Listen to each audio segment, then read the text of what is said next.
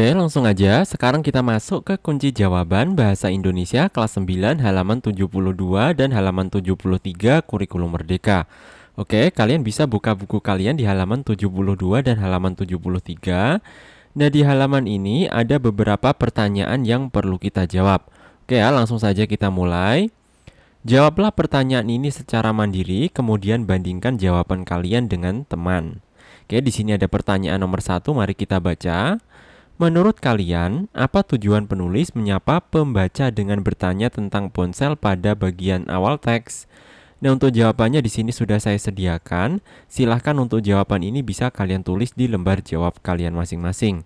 Untuk jawabannya yaitu, penulis menduga bahwa peserta didik kelas 9 memiliki ponsel. Penulis ingin menegaskan bahwa zaman sekarang ponsel memiliki peran yang penting. Penulis benar-benar bertanya apakah peserta didik kelas 9 memiliki ponsel atau tidak. Nah, itu adalah jawaban nomor 1, kalian bisa tulis. Kalian bisa jeda dulu video ini, kalian tulis dulu jawaban tersebut pelan-pelan hingga selesai.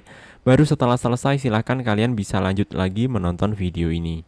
Oke, jika sudah selesai menulis jawaban nomor 1, kita lanjut ke nomor 2. Menurut kalian, apakah mengetahui perkembangan teknologi komunikasi itu penting? Apa alasan kalian? Jawabannya yaitu penting agar kita tidak ketinggalan informasi tentang teknologi terkini, agar kita dapat memanfaatkan teknologi komunikasi dengan baik. Nah, itu adalah jawaban nomor 2, silahkan bisa kalian tulis. Oke, jika sudah, kita lanjut lagi ke pertanyaan berikutnya. Kita masuk ke nomor 3. Mengapa kata kentongan pada teks ditulis dengan huruf italik atau miring? Jawabannya yaitu, kentongan merupakan bahasa daerah. Oke, jawaban tersebut silahkan bisa kalian tulis. Jika sudah, kita lanjut lagi ke nomor 4. Dari 8 jenis yang disebutkan, teknologi apa yang pernah kalian coba? Bandingkan selain internet, teknologi komunikasi apa yang sesuai untuk daerah kalian? Untuk jawabannya yaitu, teknologi yang pernah saya coba adalah internet, telepon, dan televisi. Selain internet, radio juga cocok untuk daerah yang memiliki keterbatasan akses internet, karena dapat digunakan tanpa jaringan kabel atau sinyal. Oke, itu adalah jawaban nomor 4, silahkan bisa kalian tulis.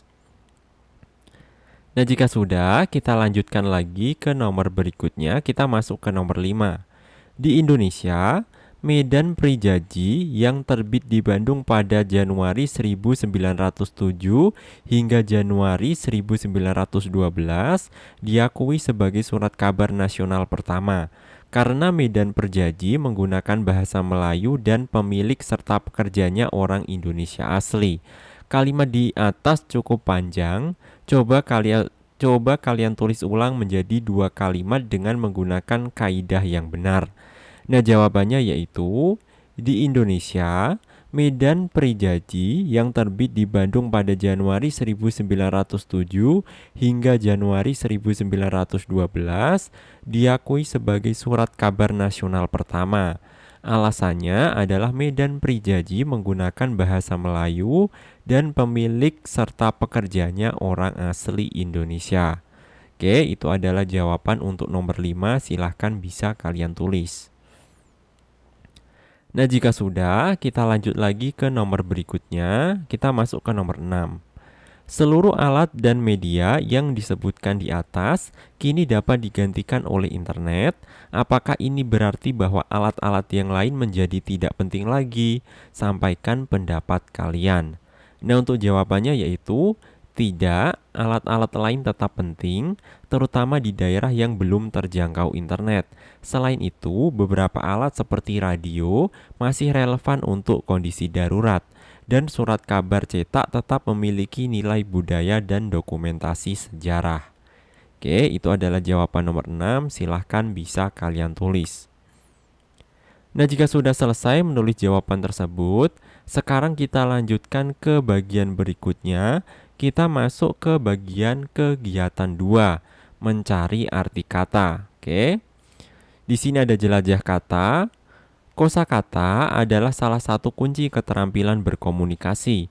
Kosakata disebut juga perbendaharaan kata, yaitu daftar kata yang dimiliki atau dikuasai. Salah satu cara membangun kosakata adalah menuliskan kata-kata baru dalam kalimat.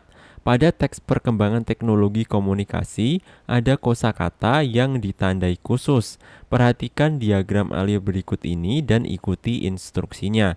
Selamat membangun kosakata ya. Nah, ini kita disuruh untuk mengikuti diagram alir ini ya. Yang awalnya kita harus mulai dulu, terus kita memilih kata, kita cari tahu artinya. Kalau tidak tahu, kita cari artinya di kamus. Kalau tahu, kita akan disuruh untuk membuat kalimat dengan kata tersebut.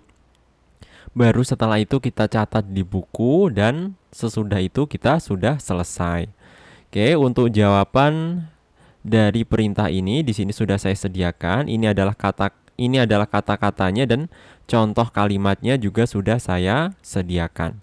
Oke, untuk jawaban ini silahkan bisa kalian tulis di lembar jawab kalian masing-masing. Untuk kata yang pertama yaitu ponsel, artinya yaitu singkatan dari telepon seluler, yaitu telepon yang dapat dibawa kemana-mana tanpa terhubung dengan kabel. Untuk contoh kalimatnya, saat ini hampir setiap orang memiliki ponsel untuk berkomunikasi. Kata selanjutnya yaitu purba, yaitu artinya zaman dahulu kala, sangat tua atau kuno. Contoh kalimatnya, fosil dinosaurus merupakan peninggalan dari zaman purba. Oke, jawaban tersebut silahkan bisa kalian tulis dulu di lembar jawab kalian masing-masing. Nah, jika sudah kita lanjutkan ke kata berikutnya yaitu kentongan. Artinya yaitu alat bunyi tradisional yang terbuat dari bambu atau kayu, digunakan untuk memberi tanda atau informasi kepada masyarakat. Contoh kalimatnya yaitu, penduduk desa membunyikan kentongan sebagai tanda adanya bahaya. Oke. Kata selanjutnya adalah Morse. Artinya yaitu sistem komunikasi menggunakan kode berupa titik dan garis untuk mewakili huruf dan angka, ditemukan oleh Samuel F.B. Morse. Contoh kalimatnya, operator telegraf mengirim pesan menggunakan kode Morse. Oke, itu silakan bisa kalian tulis. Nah, jika sudah, kita lanjut ke kata berikutnya, yaitu satelit. Artinya yaitu benda langit yang mengorbit planet. Dalam konteks teknologi, perangkat buatan yang ditempatkan di orbit untuk keperluan komunikasi, navigasi, dan observasi. Contoh kalimatnya, siaran televisi internasional diterima melalui satelit. Kata selanjutnya yaitu streaming. Teknologi pengiriman data audio atau video secara real time melalui internet tanpa perlu diunduh terlebih dahulu.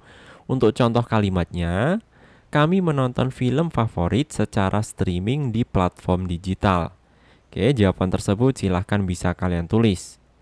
Nah, jika sudah, kita lanjutkan ke kata berikutnya, yaitu telekonferensi. Artinya yaitu pertemuan atau konferensi yang diadakan melalui perangkat telekomunikasi, memungkinkan peserta di lokasi berbeda untuk berinteraksi secara langsung. Contoh kalimatnya yaitu, selama pandemi, perusahaan sering mengadakan telekonferensi untuk rapat kerja. Nah, itu adalah jawabannya, memang agak panjang, jadi silahkan kalian bisa tulis pelan-pelan saja hingga selesai. Baru setelah selesai kalian bisa lanjutkan untuk menonton video-video ini. Oke. Nah, sekian dulu video kali ini. Mudah-mudahan apa yang saya sampaikan dapat bermanfaat. Sekian dan sampai jumpa di video selanjutnya.